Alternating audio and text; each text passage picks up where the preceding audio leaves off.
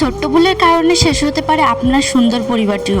রাত তখন প্রায় 1টা বাজে। একটি শান্ত মধ্যবিত্ত পরিবারের স্বামী স্ত্রী একটি সামাজিক অনুষ্ঠান শেষ করে তাদের ঘরে ফিরলেন। আমার মতো তারাও অনেকটা বেশি ক্লান্ত ছিল, একটু বিশ্রামের অপেক্ষায়। ঘরে ঢুকতে স্ত্রী প্রথম কথা যে ছিল, একটা অদ্ভুত গন্ধ পাচ্ছ, কেমন যেন গ্যাসের মতো লাগছে না? স্বামী মাথা নাড়িয়ে বললেন, হ্যাঁ আমি দেখি রান্নাঘরের গ্যাস লিক হয়েছে কিনা। সে দৌড়ে গেল কিচেনে এবং খুব স্বাভাবিকভাবে অচেতন মনে করে আলোটা জ্বালিয়ে ফেলল। এক মুহূর্তের মধ্যে সবকিছু শেষ হয়ে গেল। একটা বিকট শব্দে কেঁপে উঠল পুরো এলাকা। বিস্ফোরণের শব্দ এতটাই বেশি তীব্র ছিল যে 200 মিটার দূরের বাসিন্দারাও জানালার কাচ কেঁপে উঠতে দেখেছে। ঘরের দেওয়াল ভেঙে পড়ল, পুরো বাড়িটাও আগুনে পুড়ে ছাই হয়ে গেল। স্বামী ঘটনাস্থলে প্রাণ হারালো। স্ত্রী কিছুদিন জীবন মৃত্যুর সঙ্গে লড়াই করেও শেষ পর্যন্ত কিন্তু টিকে থাকতে পারল না। ঘটনার একটাই কারণ, রান্নাঘরে জমে থাকা গ্যাস। আর সেই গ্যাসের মাঝে একটি সাধারণ সুইচ অন করা, যা তৈরি করেছিল ক্ষুদ্র একটি আগুনের ফুলকি, স্পার্ক। আর সেটি হয়েছিল মৃত্যুর একমাত্র ফাঁদ।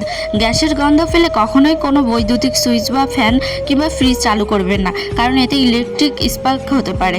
সব জ্বালানা দরজা খুলে দিন যেন গ্যাস বের হয়ে যায়। পারলে মেইন সুইচ অফ করে দিন। সতর্কভাবে বাড়ি থেকে সবাইকে বেরও করে দিতে পারেন।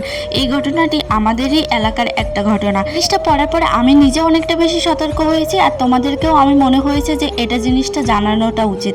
তাই আমি আমার বুদ্ধিমতো যতটা তোমাদেরকে বোঝাতে পেরেছি, আশা করি তোমরা সকলে বুঝে গেছো আর আজ থেকে হয়তো সাবধানতা অবলম্বন করবে। কারণ ছোট ছোট জিনিস কিন্তু আমাদের জীবনে আনতে পারে বড় বড় ঝড়, আর সেই সমস্ত ঝড়ের কারণ শুধুমাত্র আমরা একটু অসাবধানতার কারণেই হয়ে থাকে।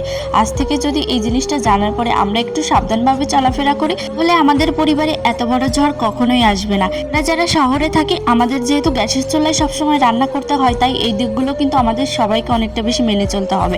আর একটাই রিকোয়েস্ট তোমাদের সবার কাছে, এই ভিডিওটা কিন্তু বেশি বেশি করে সবাই একটু শেয়ার করে দাও, যাতে তোমার মতো আমার মতো এরকম আরও অনেকে জানতে পারে জিনিসটা। আর এই বিষয়টা কিন্তু আমাদের এখানে রিসেন্টলি ঘটেছে, তাই সবাই কিন্তু এই বিষয়টা সম্পর্কে অনেকেই জেনে গেছে, আর এর থেকে কিন্তু সবাই অনেকটা বেশি শিক্ষাও নিচ্ছে। আমিও যেহেতু দেখো গ্যাসের সিলিন্ডারে রান্না করি, তাই জিনিসটা আমার এতটাই উপকারী মনে হয়েছে যে আমি অন্য কিছু ভিডিও ভয়েস ওভার না করে শুধুমাত্র এই ঘটনাটাই তোমাদেরকে শেয়ার করে দিলাম। এই ভিডিওটি যদি একটুও ভালো লেগে থাকে, অবশ্যই একটা লাইক কমেন্ট করবেন আর বেশি বেশি করে শেয়ার করার অনুরোধ রইল। ভালো থাকবে সবাই, নতুন পেজে সবাই একটু পাশে থাকবে।